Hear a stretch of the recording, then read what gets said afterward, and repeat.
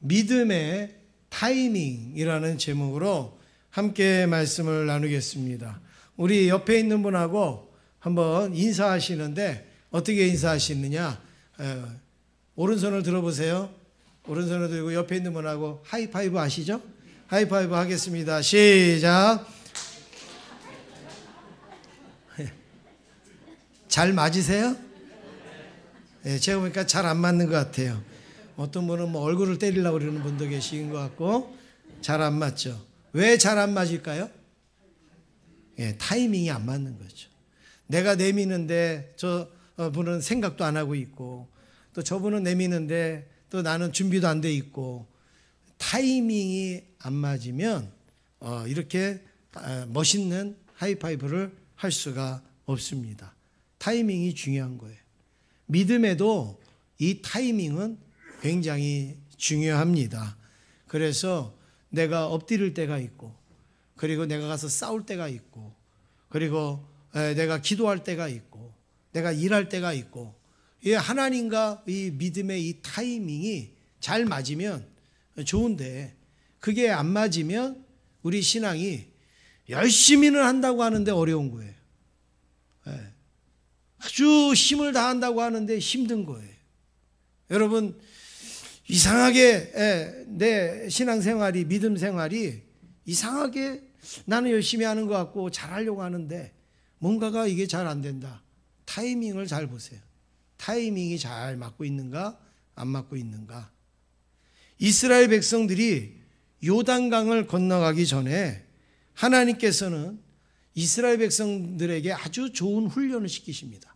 아주 필요한 훈련을 시행하십니다. 그 훈련이 뭐냐? 타이밍 훈련입니다. 타이밍 교육이에요. 우리 찬양대도 가장 중요한 게 박자잖아요. 박자. 그래서 저도 예전에 주일을 하다가 보면 그 쉬는데 나오는 분이 있잖아요. 쉬는데. 딱 쉼표인데 팍 나오는 분이 있지 않습니까? 그분이 왜 나오는 줄 아세요? 그게 다 심리적인 의미에서 나오는데 이런 거예요. 분명히 그 튀어나오기 전에 앞에 소절에 틀린 게 있어요. 앞에 소절에 음이 틀리든 박자를 놓치든 뭔가 틀린 게 있어요. 그러면 사람의 마음속에 어떤 마음이 생길까요? 만회하려고 하는 마음이 생기는 거예요. 내가 이번에 틀렸으니까 잘해야지. 내가 이거를 만회해야지. 그런 마음이 딱 있으니까 어떻게 해요? 남들 탁 쉬는데 아! 하고 나오는 거예요 이게. 그래서 이 타이밍이 한번 안 맞으면 계속 안 맞아요. 그래서 어려운데 우리 믿음에도요 이 타이밍이 굉장히 중요합니다. 일해야 되는데 막 기도하고 있어요. 기도해야 되는데 막 일한다고 그래요. 그러면 우리의 신앙이요 안 맞는 거예요. 나는 다 그 기도도 신앙이고 일하는 것도 신앙이죠. 그런데 타이밍이 안 맞으니까 불편한 거예요. 힘든 거예요. 어려운 겁니다. 그래서 믿음의 타이밍은 굉장히 중요한데 오늘 이 말씀에 보면 하나님이 이런 훈련을 시키시고 계세요. 친히 하나님께서 이것을 잘 연습을 시켜주시고 계십니다. 첫 번째는 잊고 싶은 사건을 하나님이 기억하게 하십니다. 잊고 싶은 사건입니다.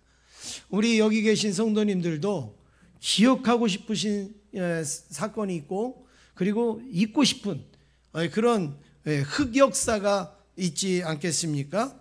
그래서 기억하고 싶은 역사는 어떻게 합니까? 막 돌비도 세우고 그리고 막 기념하기도 하고 막 이름을 갖다 붙이기도 하고 막 이렇게 하잖아요. 그런데 잊고 싶은 그 사건은 어떻게 합니까? 말도 하지 말라고 그러고 그리고 생각도 안 나게 하고 그리고 막 지나가려고 하고 그렇게 하는 것이죠.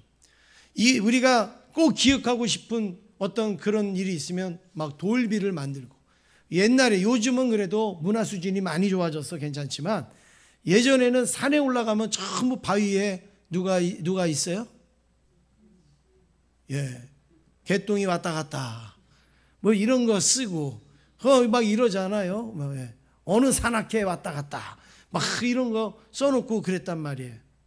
뭐 그 산에 올라간 게 뭐가 그렇게 대단해가지고, 그 산에 정복한 게 뭐가 그렇게 좋아가지고 막 이름을 쓰냔 말이에요. 그런데 우리의 어떤 모습은 그런 게 있는 거죠. 그래서 이스라엘 백성들도 그 아들이 군대를 가면 그 아들을 잊지를 못해서, 우리나라 어머니도 마찬가지예요. 아들을 기억하려고 어떻게 했느냐, 손바닥에다가 아들의 이름을 새겼다 그랬어요. 아들의 이름을 쓴 게 아니고 새겼다.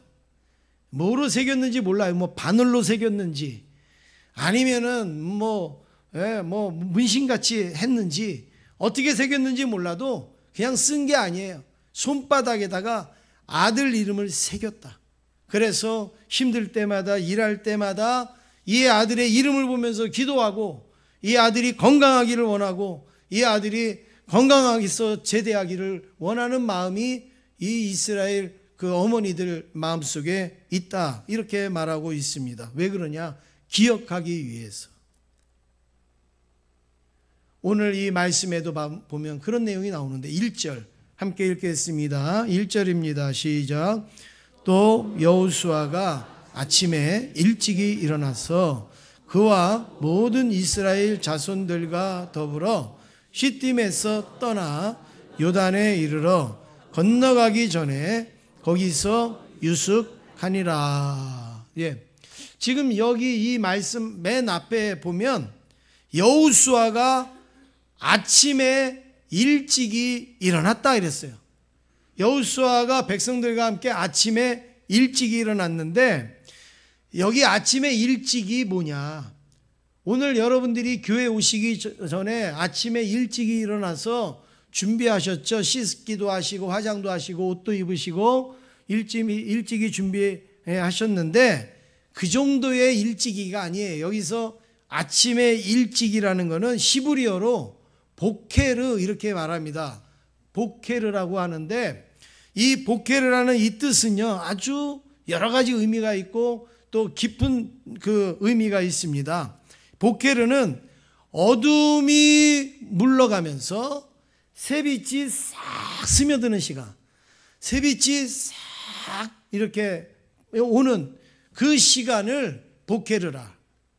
예, 그거를 아침이라 이렇게 얘기하는 거예요. 그러니까 우리처럼 아침에 출근하려고 어느 정도 일찍이 일어나서 준비하고 하는 그런 아침이 아니라, 아주 캄캄한 어둠이 있다가 어때요?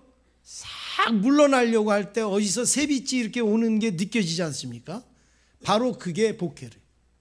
제가 고등학교 2학년 때인지요, 고등학교 2학년 때 같아, 1학년 때인지 2학년 때 우리 친구들하고 한 번은 야 우리 밤 낚시를 한번 해보자. 밤 낚시.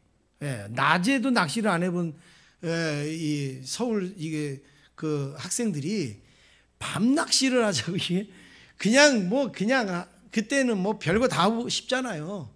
그래갖고 그 밤 낚시 도구를 이제 막 여기저기서 사가지고 뭐 번호 그리고 라면 뭐 이런 걸 막 준비해가지고 밤 낚시를 하러 갔어요. 그래 갔는데 낚싯대 뭐 이런 거 다 뭐 뜰채 뭐 이런 거 다 준비해 갖고 갔어요. 근데 그 비가요 주룩주룩 오는데 우리는 무슨 생각만 했느냐? 맑은 날씨에 비가 오는 날에 그리고 아주 흔히 잘 보이는 낚시만을 생각을 한 거예요. 밤 낚시를 가면서 그렇게 생각을 한 거예요. 근데 가니까는 가자마자 막 비가 와갖고 막 진흙바닥이죠. 그리고 밤에 컴컴해지죠. 어두워지죠. 아무것도 안 보여요. 아무것도. 낚시를 던졌는데 여러분 낚싯바늘이 보일까요? 안 보일까요? 안 보여요. 아무것도 안 보여요. 뭐 랜턴이 있고 뭐 이래야 되는데 아무것도 안 보여요. 그리고 막 비가 오죠. 이 텐트도 안 가지고 갖고 그냥 뭐 비를 맞으면서, 그리고 밤을 새는데 비가 오니까 이 번호도 안 되죠. 막 이러니까요. 여러분 밤을 꼬박 새야 되는 거예요. 낚시도 못하고 그냥 쪼그리고 앉아갖고 셋이서 쪼그리고 앉아가지고 빵 놀아 먹으면서 밤새도록 거기 앉아 있어야 되는 거예요. 뭐 밤에 뭐 차가 있습니까? 뭐가 있습니까? 기차를 타고 이제 그 금곡 쪽에 가갖고 하는데 뭐 없잖아요. 밤을 새는데 밤이 길까요? 짧을까요? 길죠. 엄청 길죠. 뭐만 기다려요? 아침이 오기만을 기다리는 거예요. 아침이 오기만을.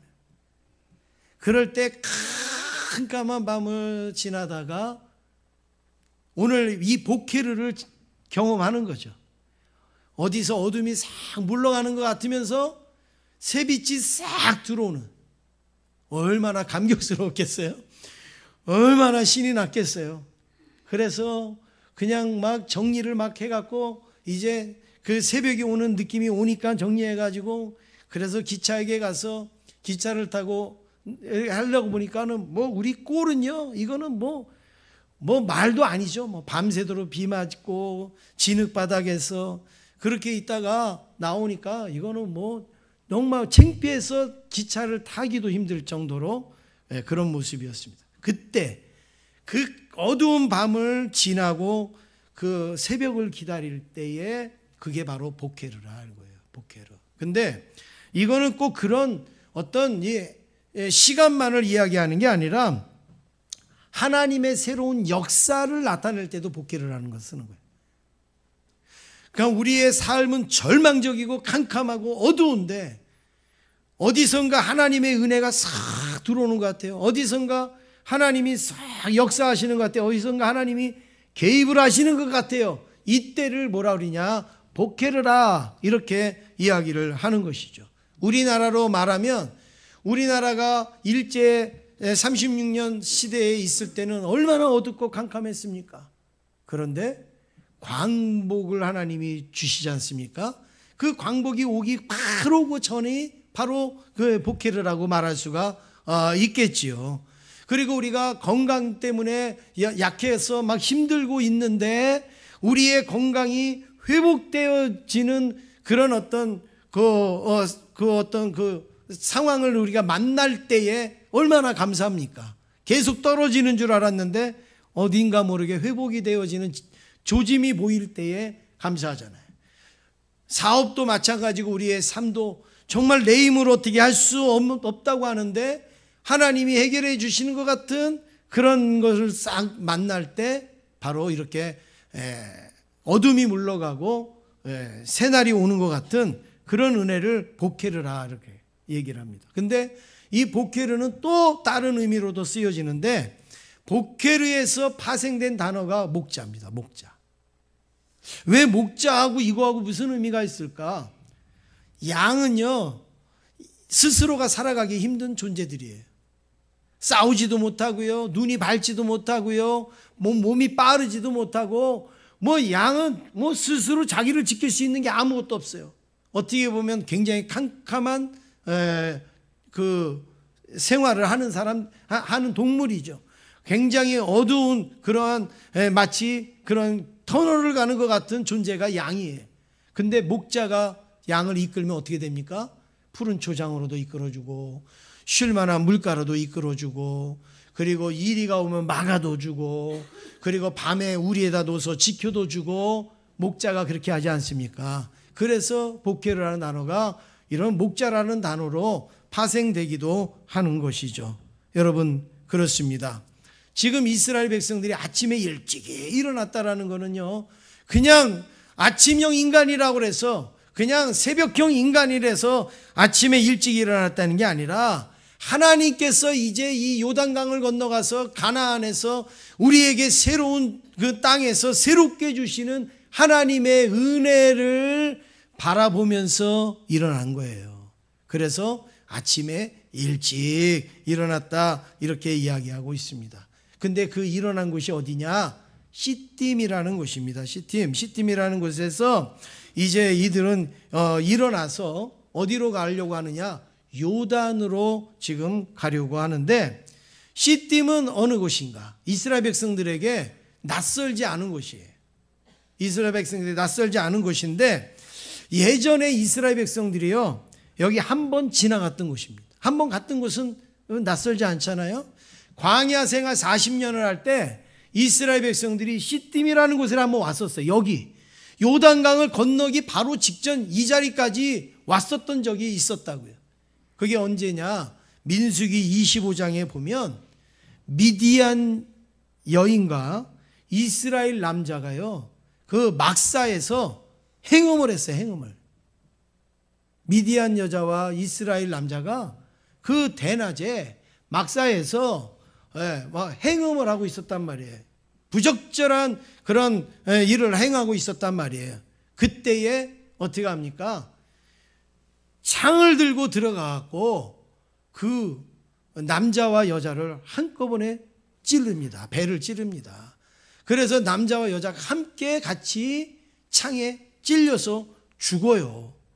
여러분, 이거 뭐 보통 사건이 아니잖아요. 어마어마한 사건이에요. 바로 그때가 거기가 시딤이라는 그런 곳입니다. 그런데 이스라엘 백성들이 이제 오랜 세월이 지나고 다시금 요단강을 건너기 전에 그 시딤이라는 곳에 이르렀습니다. 기억하고 싶은 곳일까요? 기억하기 싫은 곳일까요? 기억하기 싫은 곳이죠. 예. 그래서 시딤이라는 단어는요, 몽둥이다, 창이다, 이런 뜻이에요. 왜냐하면 창으로 찔러서 죽인 곳이다. 그래서 시딤이라는 거예요. 그건 기억하기 싫은 땅이죠. 기억하고 싶지 아니한, 잊고 싶은 그런 사건. 그래서 이제 거기서 빨리 떠나서 요단강을 건너고 그리고 여리고로 들어가고 싶어 했는데, 여러분 한번 제가 그림을 한번 보여드리면, 시딤이라는 곳은 어디냐?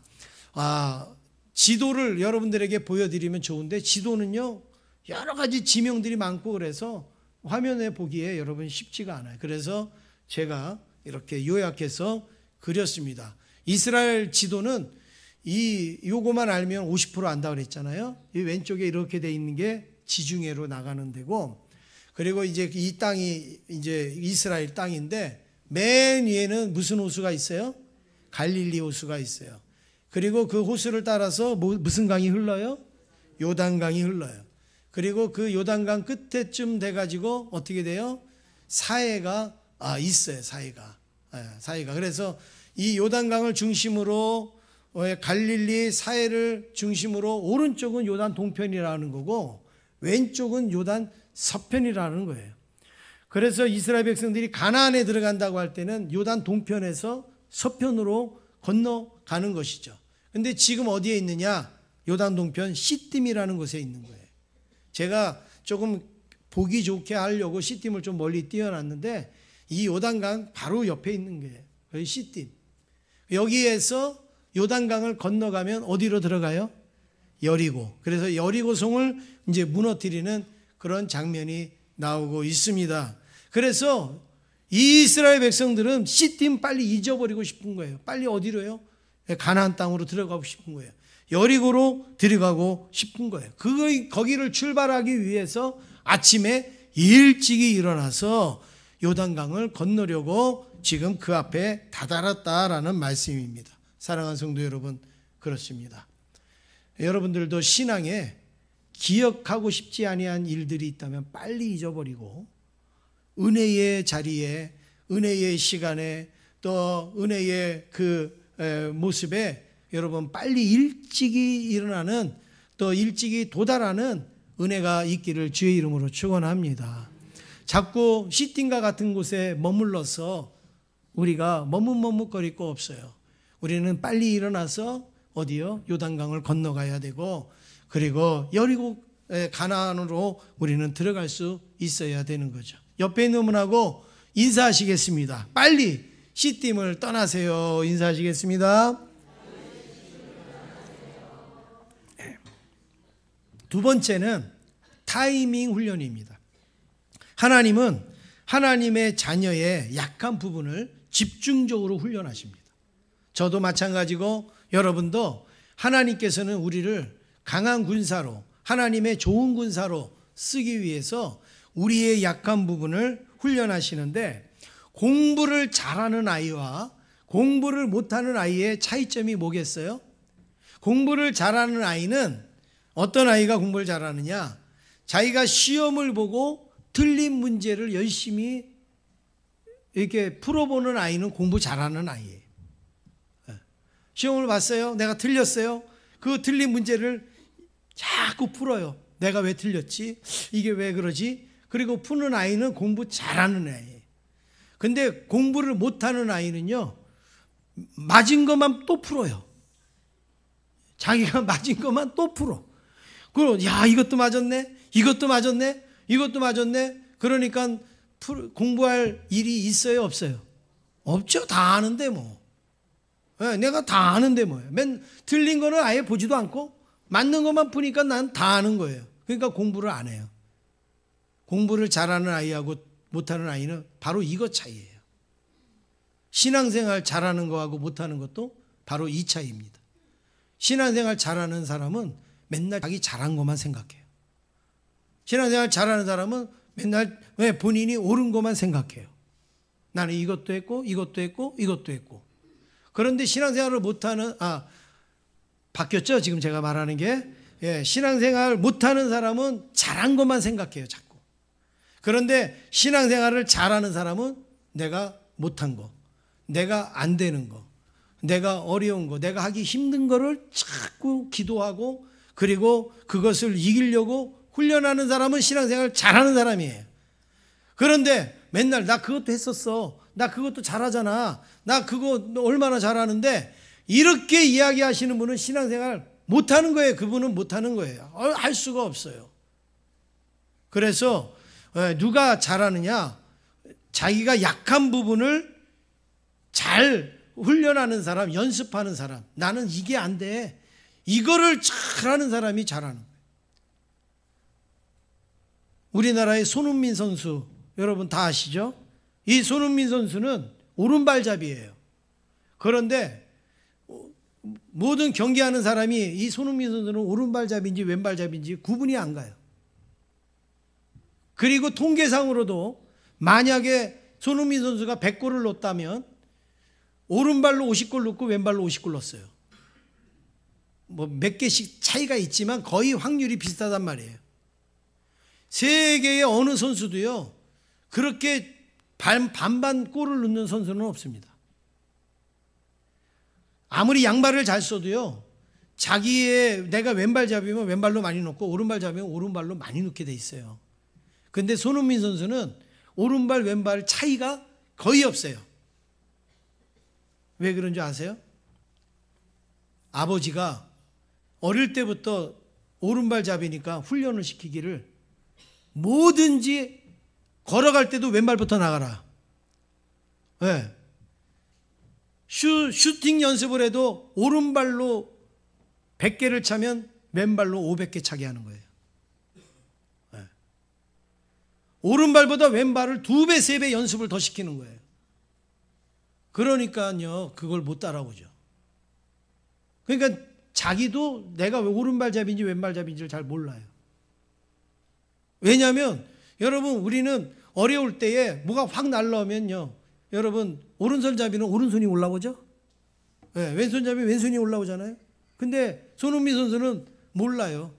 더 가까운 게 올라가는 거예요. 더 가까운 발이 공을 잡는 거예요. 그러니까 자기도 오른발인지 왼발인지 구분이 안 갈 때가 있는 거예요. 그거는 훈련 때문에 그래요. 훈련 때문에. 여러분, 신앙생활 잘하기를 원하십니까? 열심히 하시길 원하십니까? 좋은 신앙 되기를 원하십니까? 자꾸 잘하는 것만 가지고 하는 게 아니라 못하는 부분들을 해야 돼요. 안 되는 부분들을 자꾸 훈련을 해야, 내가 부족한 부분을 훈련하다가 보면 좋은 신앙생활을 할 수가 있는데, 그 중에서도 무엇이냐? 바로 하나님과의 호흡을 맞추는 훈련을 해야 되는 것이죠. 내가 기도하면 하나님은 들으시고, 또 하나님이 응답해 주시면 나는 또 감사하고, 또 하나님이 그 모습을 보고 축복해 주시면 나는 하나님 앞에 영광 돌리고. 여러분, 신앙이 이렇게 맞아가면요, 얼마나 재밌는 줄 아세요? 얼마나 신나는 줄 아세요? 네? 그런데 이게 안 맞아요. 하나님과 호흡이 안 맞아요. 그러면 내 신앙생활이요, 힘든 거예요. 왜 이렇게 힘들지 나는? 왜 이렇게? 여러분, 옆에 다른 환경이 문제가 아니에요. 주변이 문제가 아니에요. 지금 내가 호흡이 안 되는 거예요. 내가 호흡이 안 되는 거예요. 내가 지금 하나님과 이 타이밍이 안 맞는 거예요. 타이밍의 훈련 중에서 제일 좋은 게 뭐냐? 기다림입니다. 기다려야죠. 기도도 여러분 마찬가지예요. 우리 한국교회 성도들은 기도를요, 1시간이든 2시간이든 내가 그냥 쏟아만 놓고 끝나요. 기도의 원리는 뭐냐? 내가 하나님 앞에 간구했고 하나님의 뜻도 듣는 게 기도예요. 내가 묻기도 하고 듣기도 하고, 내가 고백도 하고 또 하나님의 또 말씀도 듣고, 이게 기도인데 우리 한국교회 성도들은 어떻게 해요? 막 주시옵소서 달라 계속 그렇게 기도하고 아멘 그리고 간단 말이에요. 하나님이 응답하려고 그러면 없어졌어. 하나님이 응답하려고 그러면 벌써 갔어요. 타임이 안 맞잖아요. 내가 기도하면 하나님이 뭐라고 말씀하시는가? 내가 고백하면 하나님은 어떻게 반응을 하시는가? 여러분, 이런 게 돼야지 이게 되지 않습니까? 그래서 우리가 하나님의 뜻을 기다리는 자세가 굉장히 중요해요. 성경에 조급하게 성급하게 일해가지고 잘된 분 있어요? 없어요. 근데 기다리면 하나님의 은혜를 누리고 감당할 수 없는 축복을 누리는 사람들이 성경에 많이 있어요. 제가 예를 들면 이런 거예요. 75살에 너 아들 줄게, 아브라함에게 하나님이 말씀하셨는데 이삭을 몇 세에 얻었어요? 100세에 얻었어요. 25년을 기다린 거예요, 아브라함이.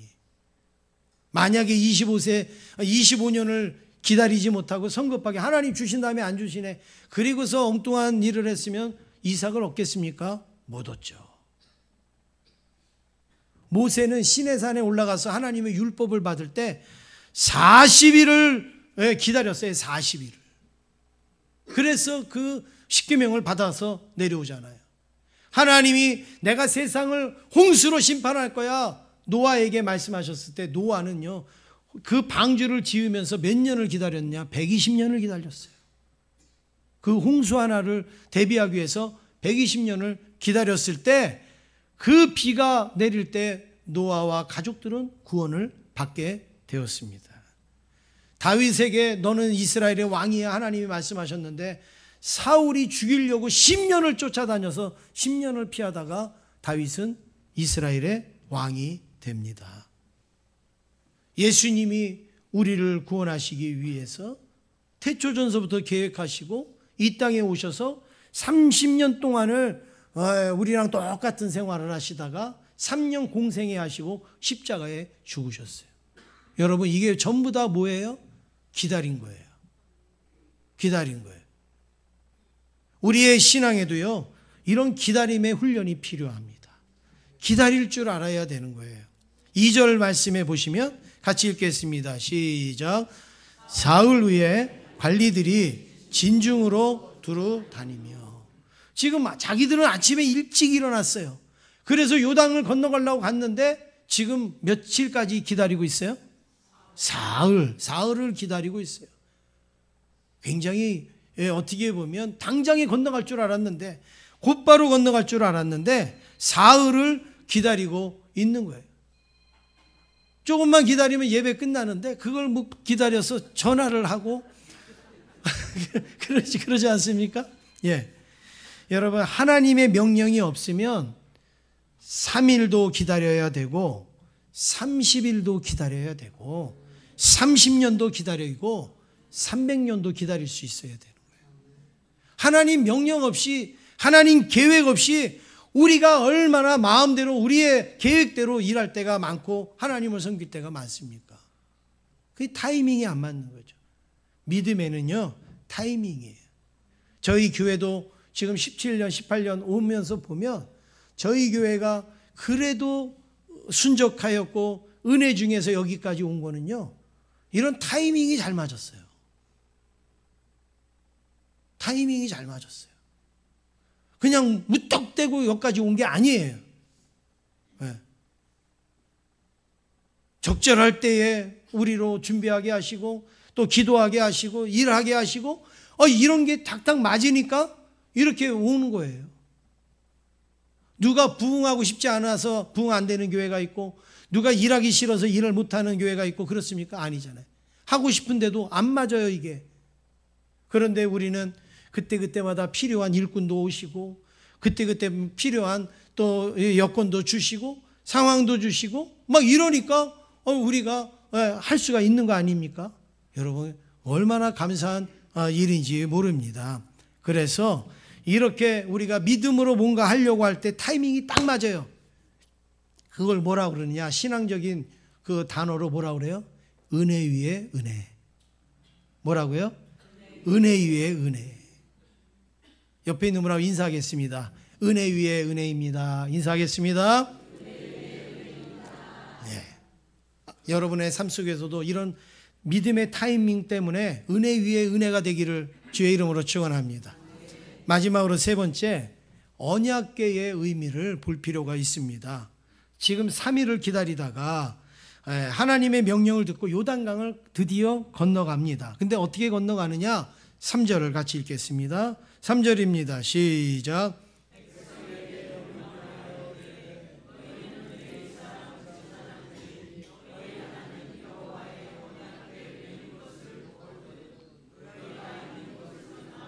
그 뒤를 따르라. 요단강을 건너가는데 어떻게 건너가라고요? 제사장의 뒤를 따르라. 제사장이 건너가거든 그 뒤를 따라 건너라라고 말씀을 하고 있습니다. 그런데 엄밀히 말하면 제사장을 따라가는 게 아니라 언약궤를 맨 누구요? 제사장을 따라가라. 언약궤를 맨 제사장을 따라가라. 그러니까 제사장이라고 해도 언약궤 안 맨 제사장은 따라갈 게 아니에요. 뭘 매야지 따라가는 거예요? 언약궤를. 그러니까 여러분 제사장을 따라가라는 말씀입니까? 언약궤를 따라가라는 말씀입니까? 언약궤를 따라가는 말씀이죠. 왜 언약궤를 따라가느냐? 그 언약궤는 하나님의 임재를 말합니다. 하나님의 임재. 그 성막을 지을 때 이제 지성소가 있잖아요. 대제사장만 들어가는 지성소에 뭘 놔요? 언약궤를 놔요. 그리고 하나님이 그 위에 시은 자에 임재하신단 말이죠. 그래서 언약궤 하면 그 언약궤 자체만도 보다도 뭐예요? 하나님이 거기에 임재하시는 것을 상징하는 거죠. 그래서 언약궤를 맨 제사장이 건너가거든 따라가라. 언약궤가 건너가거든 따라가라. 그런 내용이에요.